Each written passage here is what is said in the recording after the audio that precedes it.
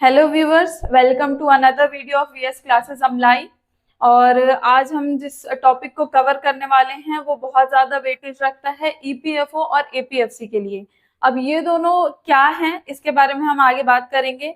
उसके पहले हमारा जो वीएस क्लासेस है उस पर और भी अलग अलग सब्जेक्ट्स के वीडियो अवेलेबल हैं, फ्री में निःशुल्क अवेलेबल हैं। जिन कोर्सेज के लिए आपको 4,000 5,000 एक साल के लिए कोर्स परचेज करना पड़ता है इतने पैसे दे करके, हम कोशिश करते हैं कि क्वालिटी कंटेंट आपको निःशुल्क दे सकें। जैसे हिस्ट्री हो गया, हिंदी हो गया, medieval history, modern history, English, Hindi, geography, अलग अलग सब्जेक्ट्स के हम कोशिश कर रहे हैं कि आपको कंटेंट अवेलेबल करवा सकें। और अगर आपको पीडीएफ नोट्स कुछ भी जरूरत हो तो आप हमें डायरेक्ट डीएम कर सकते हैं, कांटेक्ट कर सकते हैं। अब आज जो सीरीज हम शुरू करने वाले हैं, हम कोशिश करेंगे कि उनसे जुड़े जितने भी इम्पोर्टेंट टॉपिक्स हैं, विषय हैं, उनको कवर करें। और आज बात करने वाले हैं उन एग्जाम्स की जो कंडक्ट करवाता है यूपीएससी, यानी ईपीएफ और एपीएफसी। अब यूपीएससी जो कंडक्ट करवाता है ईपीएफ और एपीएफसी वो क्या होते हैं, उसका एक बार फुल फॉर्म जान लेते हैं। ईपीएफओ क्या होता है? EPFO stands for employees provident fund officer, ठीक है। दूसरा है एपीएफसी। एपीएफसी स्टैंड करता है असिस्टेंट प्रोविडेंट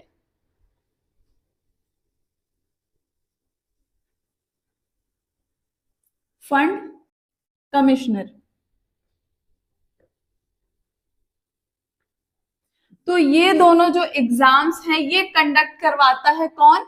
यूपीएससी, ठीक है। अब ये दोनों एग्जाम्स में जो तीन जो सब्जेक्ट्स हैं जो बहुत ज्यादा वेटेज रखते हैं, तीन सब्जेक्ट्स कौन कौन से हैं? पहला है लेबर लॉ, फिर इंडस्ट्रियल रिलेशंस और फिर सोशल सिक्योरिटी।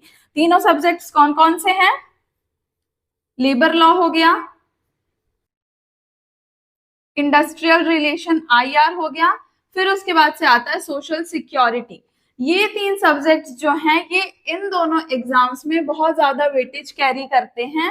और हम कोशिश करेंगे कि इनसे जुड़े जितने टॉपिक्स हैं वो हम कवर करने की कोशिश करें। बाकी सारे सब्जेक्ट्स के वीएस क्लासेस पे अलग प्लेलिस्ट बने हुए हैं, आप जाके चेक कर सकते हैं। शेयर और सब्सक्राइब करिएगा और ये जो हम सीरीज शुरू करने वाले हैं उसको भी देखिएगा। तो आज जिस टॉपिक की शुरुआत होगी वो है इंडस्ट्रियल रिलेशन।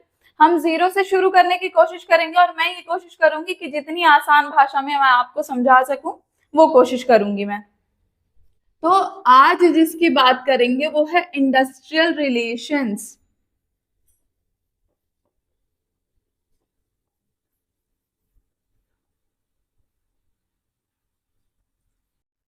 तो सबसे पहले समझते हैं कि इंडस्ट्रियल रिलेशंस क्या होते हैं। अगर एक लाइन में अगर हम समझना चाहें तो इंडस्ट्रियल रिलेशंस क्या होते हैं? एम्प्लॉय और एम्प्लॉयर के बीच का जो संबंध होता है, जो रिलेशनशिप होती है, उसे हम कहते हैं इंडस्ट्रियल रिलेशंस, ठीक है। यानी एम्प्लॉय कौन है? नौकरी लेने वाला और नौकरी देने वाला जो व्यक्ति है, उनके संबंध को ये डिफाइन करता है। अब किसी भी इंडस्ट्री का या ऑर्गेनाइजेशन की जो प्रोडक्टिविटी है वो मेनली दो चीजों पर डिपेंडेंट होती है। Productivity of any organization is the outcome of two distinct element, ठीक है। कौन कौन से? पहला है ह्यूमन रिसोर्स, दूसरा है टेक्नोलॉजी। तो सबसे पहले मैंने क्या बताया कि इंडस्ट्रियल रिलेशन, आसान भाषा में इंडस्ट्रियल रिलेशन बात करता है एम्प्लॉय और एम्प्लॉयर के संबंध की, ठीक है। अब वहीं दूसरी इंपॉर्टेंट चीज क्या है? इंडस्ट्रियल रिलेशन में जो दो डिस्टिंक्ट एलिमेंट हैं जिनसे प्रोडक्टिविटी का जो रिलेशन है वो बहुत स्ट्रॉन्ग है, क्या क्या है? एक है ह्यूमन रिसोर्स, दूसरा टेक्नोलॉजी, ठीक है। अब किसी भी इंडस्ट्री के बारे में आप सुनते हैं कि उनका जो काम है बहुत टॉप नॉच है, वो बहुत अच्छे लेवल पे है। क्यों है? क्योंकि वहां का जो ह्यूमन रिसोर्स है, वहां के जो वर्कर्स हैं, वहां का जो मैनेजमेंट है, जो ऑर्गेनाइजेशन है, वो कम्युनिकेशन बहुत अच्छे से रख रहे हैं अपने सारे एम्प्लॉयर के साथ से।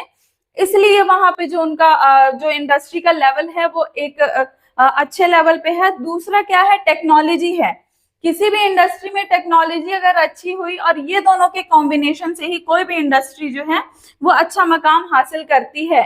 तो एक लाइन में क्या समझा कि संबंध है एम्प्लॉय और एम्प्लॉयर का, नौकरी करने वाले का और नौकरी देने वाले के संबंध को डिफाइन करता है।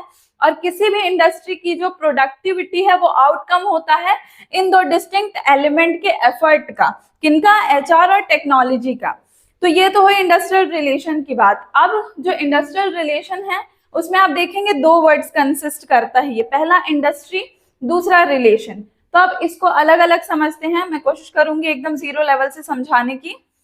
तो जानते हैं इंडस्ट्री और रिलेशन क्यों स्टैंड करते हैं इंडस्ट्रियल रिलेशन पे और उनका क्या मीनिंग होता है। तो इंडस्ट्री की सबसे पहले बात करते हैं, क्योंकि इस इंडस्ट्रियल रिलेशन में सबसे पहले आता है इंडस्ट्री। अब इंडस्ट्री क्या होती है, कोई भी इंडस्ट्री, कोई भी ऑर्गेनाइजेशन, कोई भी संस्था इंडस्ट्री की कैटेगरी में तभी आएगी जब वहां पे प्राइमरी और सेकेंडरी एक्टिविटीज हो रही हैं।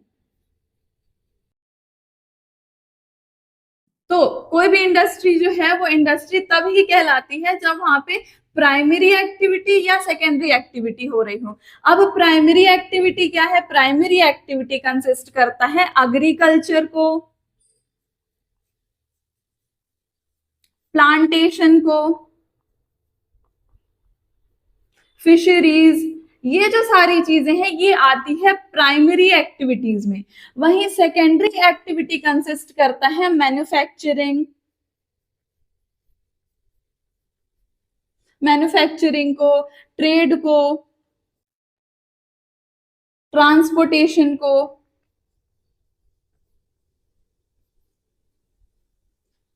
कम्युनिकेशन को। ठीक है, तो ये बेसिक जो डिफरेंस है, हालांकि कंसेप्ट उतना इजी नहीं है जितनी इजीली मैं यहाँ पे समझाने की कोशिश कर रही हूँ। कोई भी संस्था, कोई भी ऑर्गेनाइजेशन इंडस्ट्री के अंदर तभी आएगी जब वहां पे प्राइमरी या सेकेंडरी एक्टिविटीज हो रही हूँ। प्राइमरी एक्टिविटी कंसिस्ट करता है एग्रीकल्चर, प्लांटेशन, फिशरीज एक्सेट्रास को। वहीं सेकेंडरी एक्टिविटीज में आते हैं manufacturing, trade, transportation, communication etcetera. अब इंडस्ट्रियल रिलेशन में जो सबसे ज्यादा काम है वो है सेकेंडरी एक्टिविटीज का, यानी प्रोडक्शन, मैन्युफैक्चरिंग, ट्रांसपोर्टेशन, इन सारी चीजों का। तो इतना तो आपको समझ में आ गया होगा। अब इंडस्ट्री में जो है 3 मेजर फैक्टर्स होते हैं और उसके बाद से 4 इंपॉर्टेंट एम्स कंसिस्ट करता है। अब इंडस्ट्री में 3 फैक्टर्स होते हैं जो बहुत ज्यादा जरूरी होते हैं। कौन कौन से होते हैं? पहला है लैंड, दूसरा लेबर, फिर आता है कैपिटल। किसी भी इंडस्ट्री को शुरुआत करने के लिए, उनकी शुरुआत करने के लिए जरूरी क्या चीज होती है? लैंड जरूरी होता है। कोई भी इंडस्ट्री अगर हम स्टार्ट कर रहे हैं जहाँ पे बहुत ज्यादा केमिकल का मान लीजिए यूज हो रहा है हमारी इंडस्ट्री में, तो हमें उस हिसाब की जगह ढूंढनी होगी कि जो गली कस्बे हैं, जो सिटीज हैं, उनसे हट करके हम अपनी इंडस्ट्री का सेटअप करें।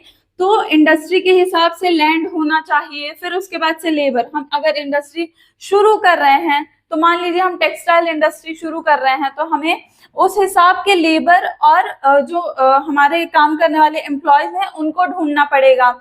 तीसरा आता है कैपिटल।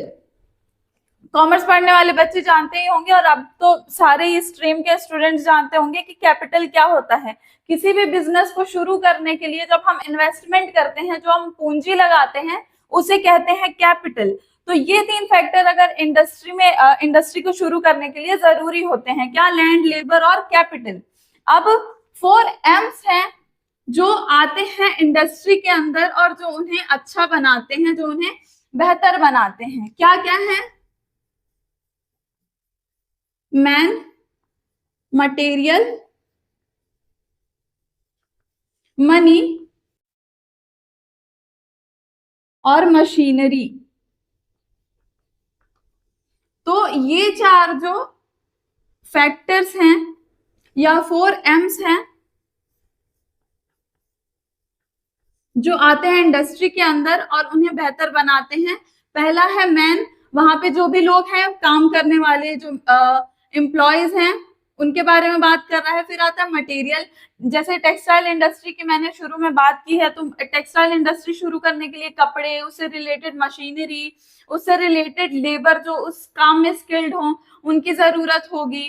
ठीक है, और बिजनेस को शुरू करने के लिए हमारे पास कैपिटल होना चाहिए, पैसा होना चाहिए, उसके बारे में है। फिर उसके बाद से आता है मशीनरी, उससे जुड़ी जितनी मशीनों की जरूरत होगी जो कपड़े को बना सके, और उस मशीन को चलाने वाले जो लेबर होंगे, जो स्किल्ड होंगे, उनकी जरूरत होगी। तो ये हुआ इंडस्ट्री के बारे में। क्या क्या हमने जाना इंडस्ट्री के बारे में, कि इंडस्ट्री क्या होती है, उसमें प्रोडक्टिविटी में कौन सी दो चीजें जरूरी होती है, एचआर, और दूसरा क्या, टेक्नोलॉजी। और इंडस्ट्री में जो 3 फैक्टर्स होते हैं, कौन कौन से होते हैं, लैंड, लेबर, कैपिटल। फिर उसके बाद से हमने बात की कि इंडस्ट्री में आते हैं 4 इंपॉर्टेंट एम्स, उसकी भी मैंने बात की। अब जो वर्ड आता है इंडस्ट्रियल रिलेशन में, वो आता है रिलेशन।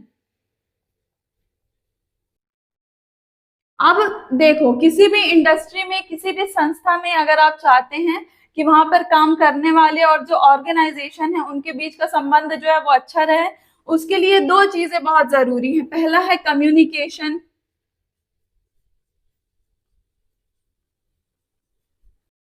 दूसरा है एम। अब इसको समझिए क्या होता है संबंध। इसमें इंडस्ट्रियल रिलेशन में जो रिलेशन स्टैंड करता है वो तो बात करता है ऑर्गेनाइजेशन और उसके एम्प्लॉयज की। ठीक है, लेकिन अगर आप कंपनी को अच्छे से रन करना चाहते हैं कि कंपनी के जो भी ट्रेड यूनियंस हैं, ट्रिब्यूनल्स हैं, एम्प्लॉयर हैं, ये जो यूनियन है, ट्रेड यूनियन है, ट्रिब्यूनल्स हैं, उनको हम और अच्छे से जानेंगे आगे की वीडियो में। अभी फिलहाल ये समझिए कि अगर इनके बीच में संबंध अच्छा चाहते हैं तो कम्युनिकेशन गैप बिल्कुल भी नहीं होना चाहिए। जो भी कम्युनिकेशन हो रही है वो हायरार्की के साथ होनी चाहिए। कम्युनिकेशन गैप होगा, एम्प्लॉयर जो है वो अपनी बात एम्प्लॉयज से नहीं कह पा रहा है, एम्प्लॉयज हैं वो एक मीटिंग रख के बात नहीं कह पा रहे हैं, तो वहां पे कम्युनिकेशन गैप होगा, जो संबंध है वो वैसे ही खराब हो जाएगा। दूसरा जो है वो होता है एम।